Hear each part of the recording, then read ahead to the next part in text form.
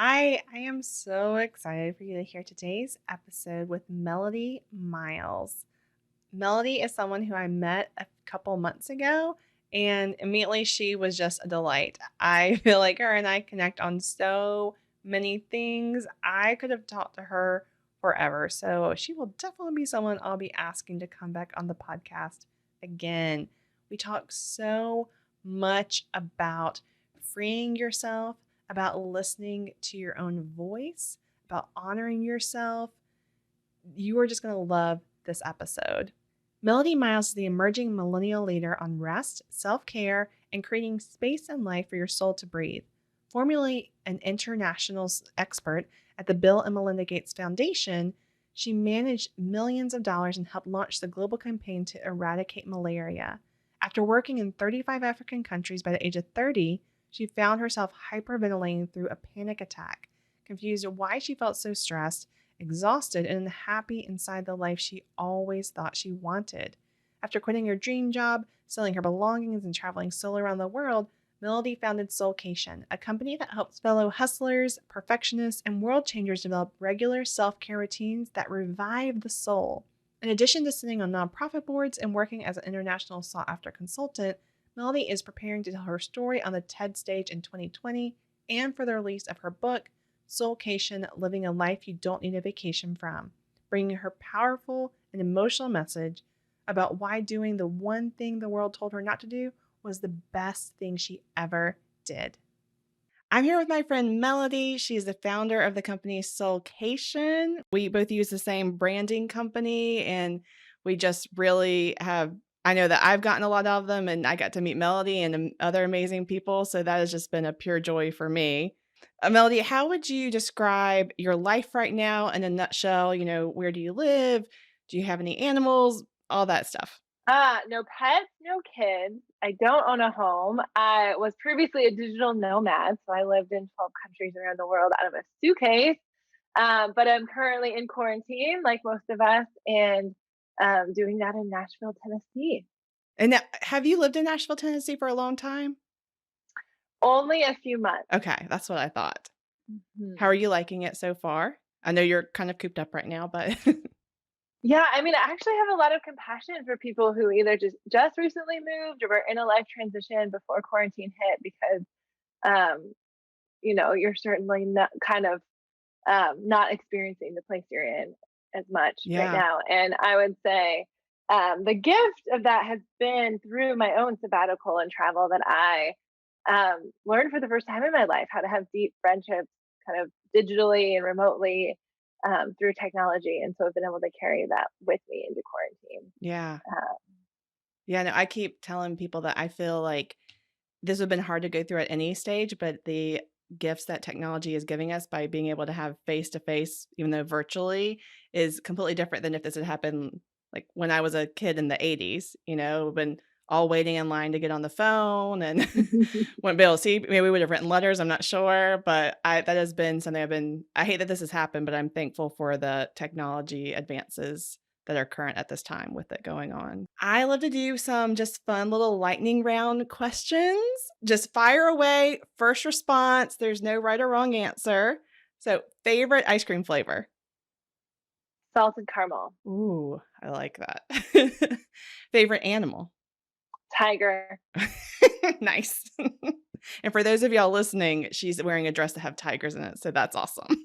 And then last question, favorite movie? Which I know that might be a hard one.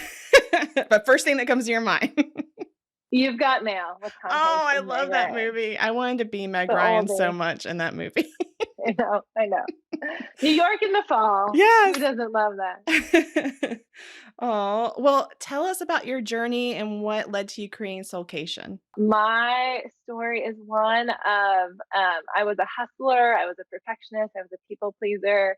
I spent many years in corporate America, kind of as a humanitarian. I actually worked for the CDC and the World Health Organization, which are cool and in the news right now because we're in quarantine. As well as spent 6 years at the Bill and Melinda Gates Foundation managing their Africa malaria portfolio and supporting the team that was relaunching the global effort to eradicate malaria. Um, And so I had a life that I thought I wanted, that I had worked hard for. I had checked all the boxes, and I was deeply lonely and anxious and overwhelmed and unhappy inside. And I didn't know how to express that, and I didn't know what to do with that. And so I lived many years with deep anxiety and panic before I actually had my very first panic attack, which I didn't even know what it was, on the bathroom floor at work. Mm. Not a great place to like not be able to get off the floor from.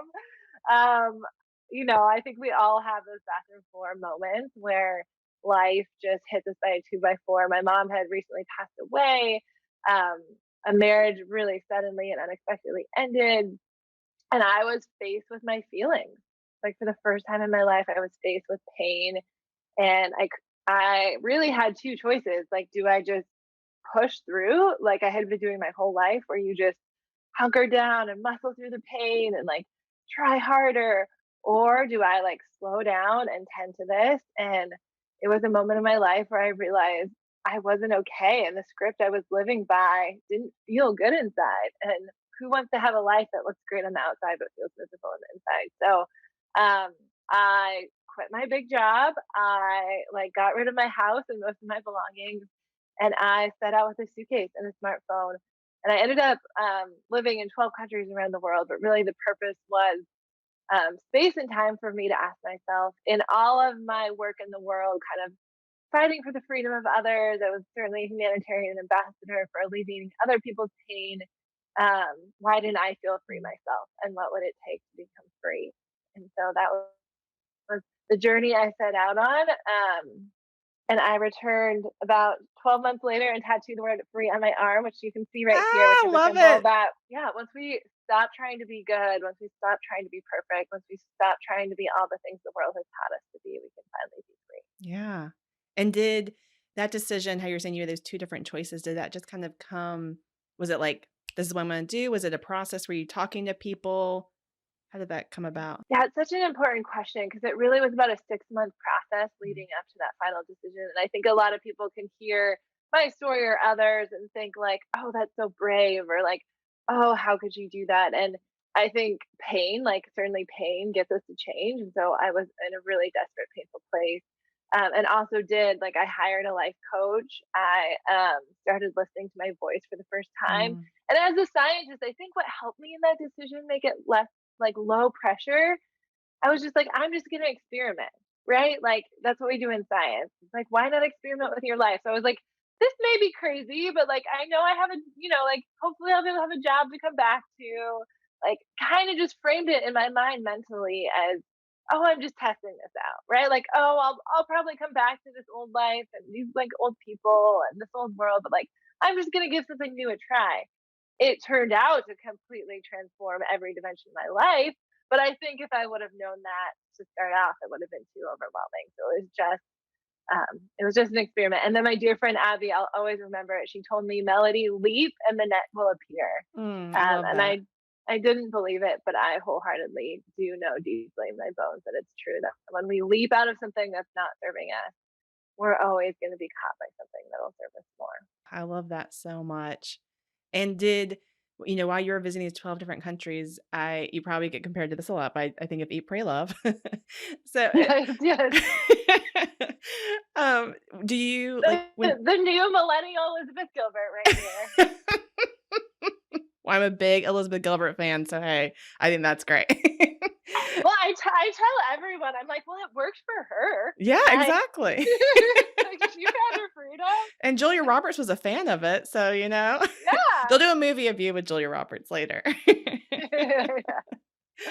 But was there, as you're going to all these different countries, when you look back on that journey, do you see kind of where, "Oh, I think of when I was in this country, and that's when I really learned this part of my story, or this certain part unraveled for me," or is it kind of just all little bits throughout the entire journey?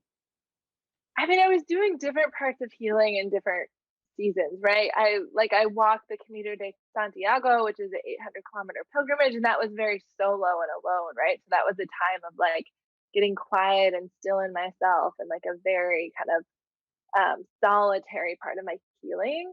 And then there were other months where I like lived on the beach in Thailand with 20 other people. And, that was during my mom's birthday. And we like threw a birthday party for her, even though she passed away. And it was, the anniversary of my husband leaving. And they like, we did this bonfire ceremony. And I like read out loud the things that I wanted to let go of from the Mm. shame of that relationship. And like they watched me burn it. And then I have this ring. I actually bought it in Thailand. I wrote vows to myself, I love like it. ways that I would honor myself, and got this ring. So there were certainly, I think, different seasons to my journey. I don't think, obviously I had to do the work, but the gift of traveling was I always thought I needed this like strong, stable community of people that would like hold me up when times got hard. And I wholeheartedly believe we need community. But it was actually beautiful for me to know that I could, in some ways, leave and do some of this work on my own, and that I had the inner resources Hmm. to create the healing that I needed inside of me. Yeah, no, I agree. I started solo traveling after my trauma, and I it has been one of the most empowering things just to exactly what you said, like to be like, I can do this, I can handle this. I don't have all the luxuries that I have back home or the conveniences, but realizing that you can go somewhere anywhere in the world and make it on your own. And yes, enjoy community when it's there as well, but that you also can just do it yourself is such a Mhm. confidence booster and so many things that just were very precious that I took away from those times. I love it. Yeah, I think I'm curious what the post quarantine world will be, but knowing that I can work on my laptop anywhere in the world, there's such an opportunity as a digital nomad is what they call us, Yeah. of people that are choosing to design a life a bit differently, where you go to places that you would on vacation and actually like work and craft this life that has both kind of play and beauty and newness, but also like your everyday work. And that actually, in some ways, is where Soulcation was born out of. That, you know, every American takes about 2, maybe 3 weeks of vacation a year. They look forward to it, but then they go on vacation, they come back to a life that they don't like, that's exhausting, they don't feel good on Monday morning. And what would it look like to actually think about the things that we like to do on vacation and really incorporate them into our everyday life, so that we're not really living this dichotomy of waiting for vacation to fully enjoy the whole human experience. Yeah. Yeah. Well, and when you came back to the States, did you have an idea of wanting to create Soulcation, or how did that part come to fruition? I didn't. I knew I wanted to write, and I had been writing my own personal story. Um, but what happened is I came back to Nashville actually looking for jobs. And so I started networking, and I was going to all these meetings, and people like were whispering either before, or after, or pulling me aside, being like, how did you take your sabbatical? And like, how did that work? And like, can you tell me more? Like, they were so interested in a different way of living, right? Like one where busyness isn't like your mantra, right? Like Brene Brown says, we live in a world where busyness is a status symbol. And it takes so much courage to choose rest and play. When so many people, it's like, I'm fine, I'm busy, right? Like that's just what we hold up. And so I ended up getting in lots of conversations with people, and there was this clear desire for women who were busy that wanted a different way of living. And I was like, maybe there's something here. I was like, I don't have a job. Like, no one's offered me another job.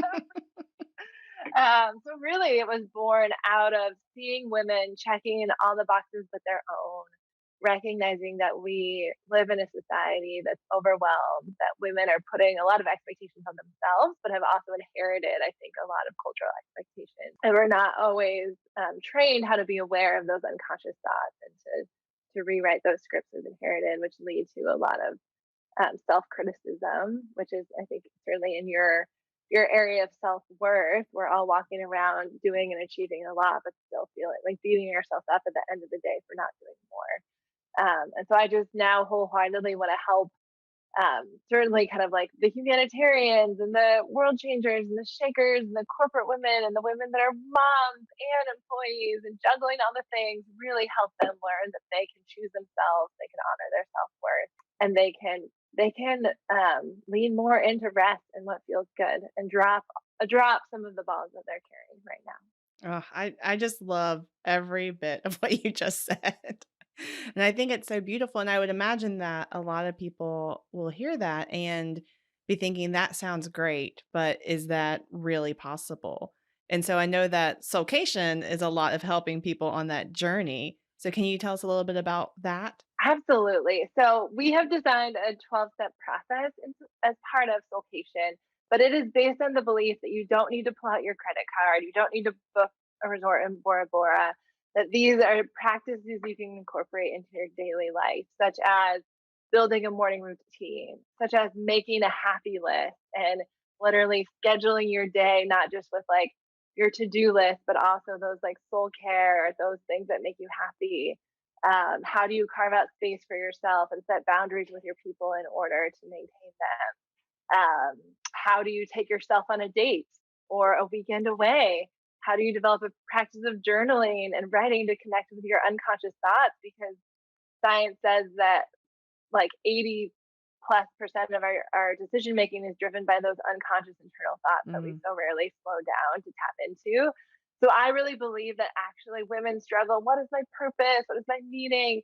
And I actually believe that it's really if I can help women create space in their life, like just create quietness, create time for themselves, that they're going to be able to tap into it. It's just that we're going so fast that it's so hard to like deeply know what we even desire and want. Like so mhm, many women at first will tell me, oh, I want a promotion. Like, oh, I want to take the family on vacation. Oh, I want a bit more time. And I'm like, well, what would you do with that time? And mm, they don't actually know. And so we have to first go deep in ourselves and really experiment with what it is like we want and desire. We don't have to get the answer right at first, but I think the practice of spending time with ourselves can be hugely life changing in a world that's always telling us. The self help industry says like, you know, we'll fix this problem and like consume this information as if the answer is outside of ourselves. mm. And I think women are really good at looking at experts for life hacks rather than trusting their own intuition and voice. Yeah. And why do you think that? What do you think is the big obstacle that is keeping women from going inward?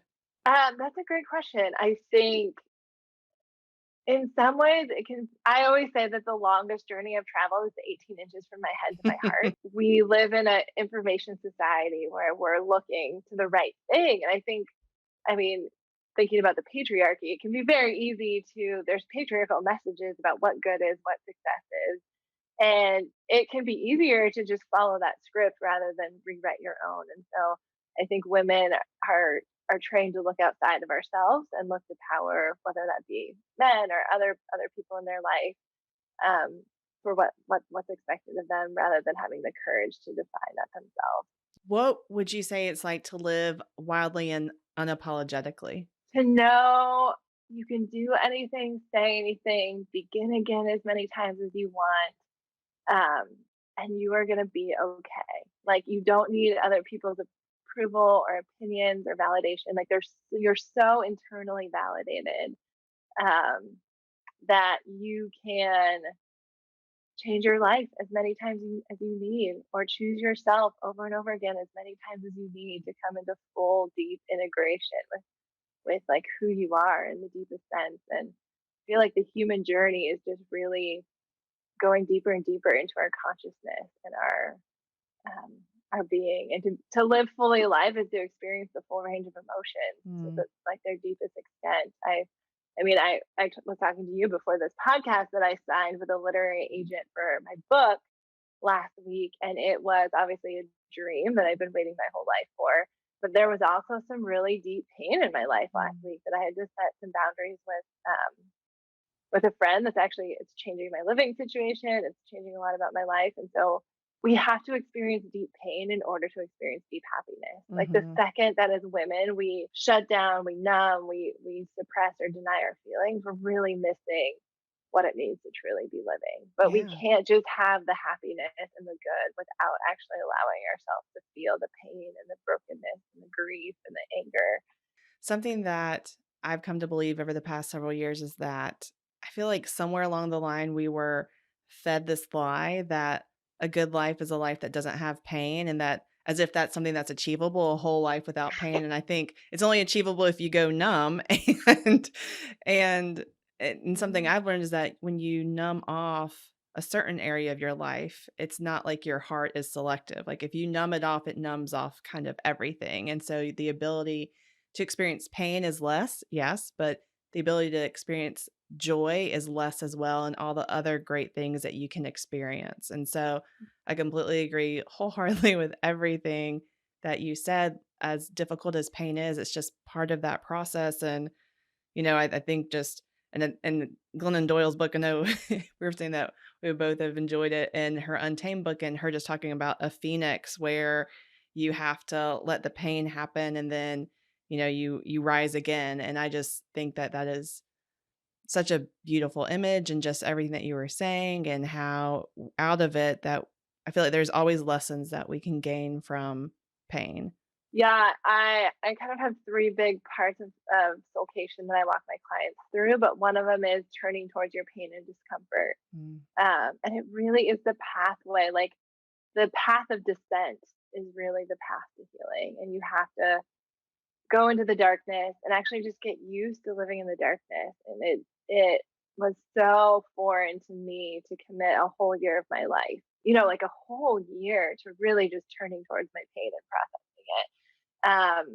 So it's not quick. It's not like a in and out of therapy in 60 minutes. We've got this done. Um, but I always say that that darkness is where I unlearned all the things that Mm. weren't serving me. And I don't think we can move forward with this heavy baggage of our pain until we surrender it, we forgive it, we let it go. And that art of learning to forgive yourself and to almost like unlearn Yeah. the lies that you believed are a really important part of transformation and need to be honored and nurtured and are just so sacred. I agree, and I think the journey that you are taking your customers through, that it's hard work, but I think that investing in ourselves is just one of the most amazing, greatest journeys that we can take. It's like, you can travel all the world, and that is great in itself. And I remember one day when I was in New Zealand, and I was sitting looking at these beautiful lake and mountains, and I thought, as beautiful as this is, and as much as it is like stealing my heart right now, I don't think there's anything more beautiful than seeing someone come alive, like someone making all those changes that you're helping people make, and just how it's so beautiful that we can create so much change that can just have repercussions into every area of our life in the world. And so I'm thankful for you, and that you're helping that become true for so many people. I truly do believe when women stop being busy, they can be free. Mm, So I do help women create like a daily, a weekly, a monthly, even a yearly kind of self-care, soul care plan where they have so much clarity on what they love, what they want to do for themselves, and they know that they have the time in their life to do it. Because we need to learn to trust we can do what feels good. I feel like the journey back to ourselves is actually leaning into what's soft and easy and light, and trusting that that path will get us to where we want to go. mm, I love that. Well, and if someone wants to find out more about Soulcation and other things that you're having going on, how would they do that? And just tell us about what you're doing right now. Yes. Well, anyone who listens to this podcast can download. I actually have a free Kickstart Your Summer Soulcation blueprint on my Woo! website at melodymiles.com. So if you're saying like, yes, I want to carve out a few months for a Soulcation, go download that PDF.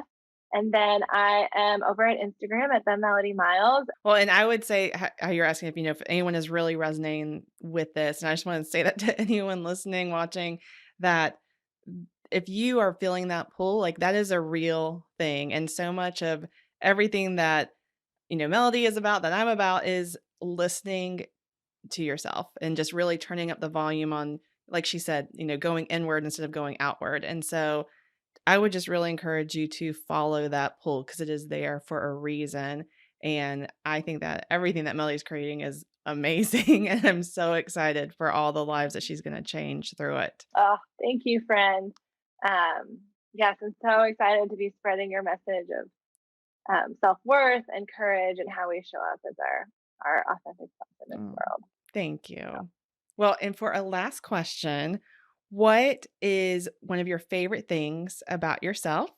And how do you show that throughout your life? Yes, I love this question. I would say one of my favorite things about myself right now actually is my wardrobe. Yes. I told you that I wore a capsule wardrobe of navy blue at the Gates Foundation every day almost for years. And through travel, I have collected just beautiful, colorful, inspiring pieces that make me feel free and loved. So I do believe that like our environment and what we wear is really important to our essence and how we kind of love ourselves and show up in the world. So that is one of my favorite things about myself right now. I love it. And if you are listening to the podcast right now, thank you for listening. But also check out the Instagram post about this video, I mean, this episode, and then also go to YouTube because you have to see what Melody is wearing because I love. And tell us about that outfit because that outfit has a story. This does. So I'm wearing a tiger dress, which I showed up after my whole year of travel back in Seattle at a boss's house, and he opened the door without having seen me for a year, and he just looks at this dress and says, "Oh, you've changed." And it was that moment of knowing that I was finally expressing myself for the first time, and that this like we all have an inner tiger. We all have that inner personality, that like inner voice that wants to scream, or that inner child that wants to play that we're like holding up, bottling up. And so, yes, this dress is always a reminder of expressing my inner tiger and showing up, whether it's in the corporate world or any other world, as your full self. I love that so much. Well, thank you for joining today. It's been great to talk to you about this. Oh, such a pleasure. Thanks, Ashley. Thanks so much for joining me for the episode thus far. In a moment, we'll be recapping the interview. As shared in the interview, we both use Brand Builders Group. If you're looking for a proven system and process to take your personal brand to the next level, I want to highly recommend and introduce you to my good friends at Brand Builders Group. Brand Builders Group helped me get clear on my message, who I'm creating my message for, the services I want to focus on, and how to help my message go as far as possible. From keynote speaking to writing books to podcasting to social media and so much more. Also, the community within Brainbridge Group is phenomenal. The amazing support, advice, and friendships I have gotten in the Brainbridge Group community have been life-changing. Brainbridge Group is the best in the world at helping you find your uniqueness so that you can build and monetize your personal brand. And right now they are offering a free brand strategy call to anyone who is serious about taking their personal brand to the next level. To request a free call, just email me at ashley@theashleybaxter.com. It's Ashley, ASHLEY, Baxter, BAXTR. Their team is amazing and they will really help you get clear about your strategy to help you build more influence, impact, and income. Again, to request your free call, just email me at ashley@theashleybaxter.com. I know you'll thank me later for it. I hope you enjoyed that interview with Melody. I could talk to her for hours. I feel like her and I speak the same type of language. And I hope that that conversation was as rich to you as it was to both of us. There is such an importance of turning down the hustle and bustle of this world because sometimes you are just going and going and going and you are saying no to yourself on every level. I know because that is so much of the life that I lived. I only focused on the things I had to do on other people, and I didn't realize that I was just wearing thin in the process. Like Melody said in her story, how she ended up on the bathroom floor having a panic attack. I had panic attacks in one of my jobs 10 years ago. I did not know what was happening. I thought I was maybe having a heart attack. And for those of you that have had panic attacks, you know how scary that can be. And it's a sign that our body is giving us that there is something wrong, that something needs to change. And unfortunately, where I was working, they actually just prescribed us anxiety medication. Like that was, they had a doctor's office of sorts on site, which is great.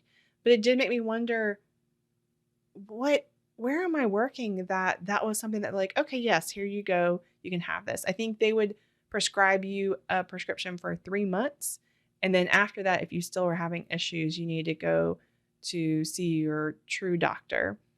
But the fact that it was just something that they regularly do so quickly showed how many people were having panic attacks in that building. And it wasn't anything like it was a horrible place to work. It was just a very stressful place to work. And it just really makes you stop and question things when you actually take a step back, which unfortunately I didn't take a step back until I actually left that company. And I remember having panic attacks right when I left. There was only a weekend between when I was leaving that one job to another job. And it was a really long time until I wasn't having panic attacks anymore because it does something to you. And we have to take care of ourselves. If you are having panic attacks, if you are having all these struggles based on all these different factors in your life that can be changed, then you need to make those changes because you're no good to other people in your life, the things in your life, your job, and to yourself if you are just hanging on by a thread, trying to make all these pieces work and just get through the day. It is no way to live. So I love that everything that Melody is doing, it is so important. And I am just a big fan of everything that she is creating. And like I said in the interview, if what you heard really spoke to you, say yes. Whatever that looks like. If that looks like you following Melody on Instagram, if that looks like you taking that free download that she has or signing up for something else she is offering, do it. Do not say no to yourself because I promise you that everything changes when you start saying yes to yourself. I said no to myself so much of my life, but it wasn't until I started saying yes to those nudges that things really started to change for the better. I could show up better for myself, for others, for work. It just compounds over and over again what your life can benefit and look like when you start saying yes to yourself. Yes to the rest, yes to peace, yes to boundaries, yes to all these things that deep down, again, if you are feeling that pull, say yes. So I hope that this message has been really great for you. I can't wait to have Melody on again. There were so many things that we talked about that I loved, and I hope that it has been really rich to you. If so, I would love to hear what some of your favorite takeaways were from the episode. So please put it on social media, tag me, tag at the Ashley Baxter, tag at the Melody Miles, and let us know what you thought.